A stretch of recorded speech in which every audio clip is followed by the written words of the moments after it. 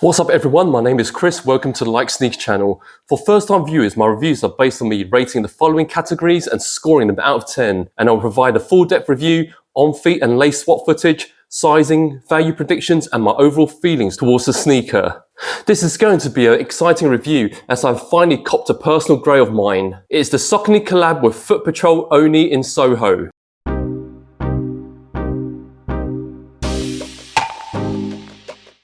This was the first ever collaboration between Saucony and Footpatrol, a UK-based footwear store. The sneakers attracted quite a crowd at their launch at the Footpatrol store in Berwick Street, London, as well as a buzz on Twitter and Instagram. These pairs were released almost a decade ago with two releases, the first one being in store on 2nd of November 2013, in which I think it came with a special collab t-shirt, and the general release on 16th of November. For a recommended retail price of £110, which is equivalent to $130 US. For those who was wondering how much I got these for, £86, which works out around $103 US, and I got these from eBay. These were in new condition, but unfortunately without the original box, as the seller said it was damaged as they were stored in a very damp environment. However, he did provide the additional laces and some of the remaining wrapping paper. Even though these were unworn, I could smell some dampness in them. So when they arrived, I gave the sneaker and laces a good scrubbing and let it dry outside to expose some free UV light, courtesy from the sun. For this price, it is normal for people to assume these may be fake, but from my knowledge, I don't think there is a market for fake Saucony sneakers back in those days. And I've compared to other reviews online, and I do believe these are genuine, as the seller was looking to offload all the other bulk items he had in his selling profile. Footpatrol is a footwear store located within the West End district of London. The shoe is a tribute to everything for which Soho was partly infamous for: fashion, nightlife and the sex industry. Initially, Oni in Soho was an in-store expression thrown around to recognise the characteristic of the area. They have gone on to encapsulate these characteristics in this shoe. The classic runner gets a striking bright blue suede wrapping, inspired by the neon lights that illuminates the neighbourhood, with the top half in black suede representing the area's dark underbelly. The red 3M reflective highlights represent the seedier happenings of the red light district, and the splattered white midsole, which is a nod to the grimy streets of London. Being a Londoner and knowing the area quite well, I think it's an awesome concept, and I like the fact that they use the colour and materials that are inspired from the seedy part of the Soho district. This absolutely deserves a 10. I don't have the original box, therefore I have to base my scoring on what I have got. I'm glad I have the additional shoelaces.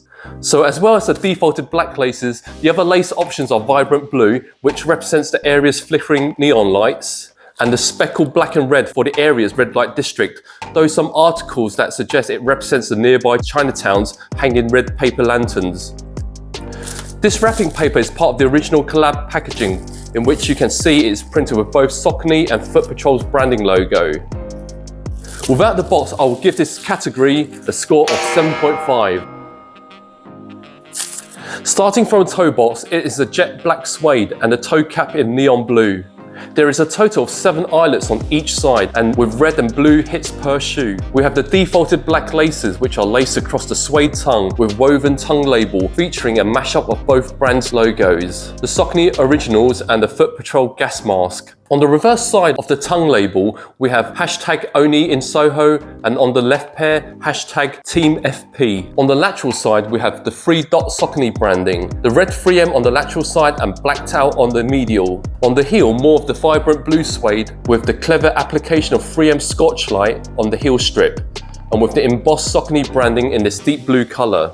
The sock liner is enfolded in black leather as a nod to the seedier activities that happened behind Soho's closed doors. For the insoles, we have an all-black insole with both Saucony and Footpatrol branding in teal colour printed on. The whole shoe sits on top of white EVA foam midsole, which is purposely speckled to represent the grimy pavements of Soho. For the outsole, the forefoot and heel area, it is constructed in black XT600 rubber traction with the embossed Saucony branding. I'm normally not a fan of black sneakers, but I think Footpatrol did a really good job with the colour scheme. The appearance is quite stunning, and it looks gorgeous with the hits of red to match the two primary colours of both black and blue, and it is well executed with the theme. Therefore, there is no question, in my humble opinion, a perfect 10. The pair is primarily constructed of good quality suede. You can see there's a bit of brushback and it's rather soft. And the upper part of it feels rather plush. The sock liner is made of synthetic leather and it's not often you see the red coloured 3M material on the shoe. Therefore, I think the quality they used on this collab is excellent. I'll give this a 10. For the pair I have in hand, there are some very minor glue stains and loose stitchings, but nothing too visible to the naked eye. I'll score this a 9. Now let's move to some on-feet and lace swap footage.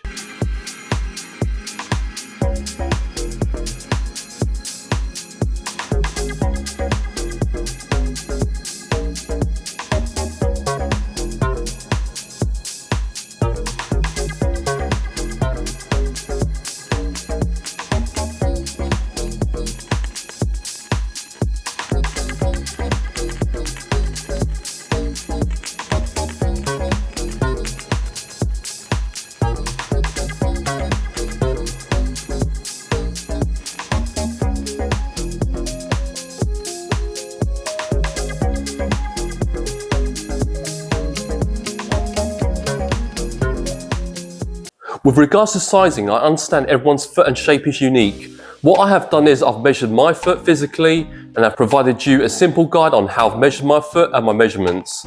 And you can pause and view this guide in your own time. Hopefully this will provide you a better clue for viewers who are typically UK size 10 or US 11 or EU 45 towards the fitting of the sneaker. So my feet physically measures 28.1 centimeter lengthwise and I have normal width feet. To give you some indication, my standard Nike and Jordan sizes is UK 10, and I find these fit true to size for me. For wide footers, I would suggest to go half a size up. I find the Saucony Shadow 6000 model is typical of any 90s silhouette, for example the Nike Air Max 90s, the A6 Gel Light 3s, which are generally comfortable in terms of adequate padding and cushioning. However, I feel this pair is slightly different due to the leather lining of the sock liner. While I find it is not as padded as the other standard Shadow 6000 model. It is obviously not as soft as the conventional padding, therefore this is my only gripe with it. I'll score this a 7. This is a lifestyle sneaker in terms of practicality. It is very stylish and eye-catching, but I have to be mindful with the blue suede toe cap from scuffing. This colour blocking I think goes well with either red or black outfit. I'll score this an 8. There are a limited number of these produced and a lot of Saucony Shadow enthusiasts would consider these as grails. These were released almost 10 years ago and most Saucony does not hold high value, with a few exceptions such as the Shadow 5000, a few, Time and Space, in which I did a review on, and the link is above for those who are interested. On average, for a brand new pair including the original box, the current value is around the £400 to £500 mark, which surprisingly is quite a close price point to a highly desired pair of Jordans, and respectively is pretty rare for a Saucony sneaker. I think within the next few years, the value will remain the same, as these are still limited, and it's very rare for Saucony to do retros.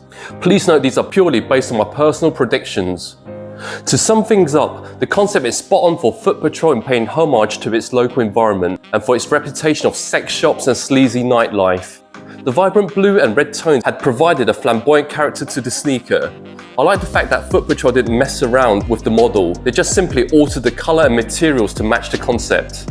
I did mention that comfortability is average and not one of the most comfiest Shadow 6000 I've worn, but the materials are very good. The additional laces are nice and overall I love the concept and the looks of it. I honestly think these pairs are seriously stylish, and most importantly I got these at a steal for under £100 for an unworn pair, and I've started wearing them already. In normal circumstances, the average score for comfortability would have marked down my scoring, but because I've got this very cheap and below retail, I'm going to give it an overall score of 9.2. In conclusion, I'm extremely happy to add these into my collection, and these are absolutely beautiful, and for me these are absolute steal. I wear Jordans and Nike, but I do think some people are sleeping on brands such as Saucony, as the majority of their collaborations on the Shadow model are amazing. I'd really like to know how you feel about the Saucony Oni in Soho, and how much would you be willing to pay for these pairs if you had the opportunity to buy them. Feel free to leave your comments below. Thank you for dropping by. I really appreciate if you can like, subscribe and share this video and channel. As always, I'll bring you more interesting sneakers for reviewing. Foot Patrol's Saucony Shadow 6000 Oni in Soho, red lights out.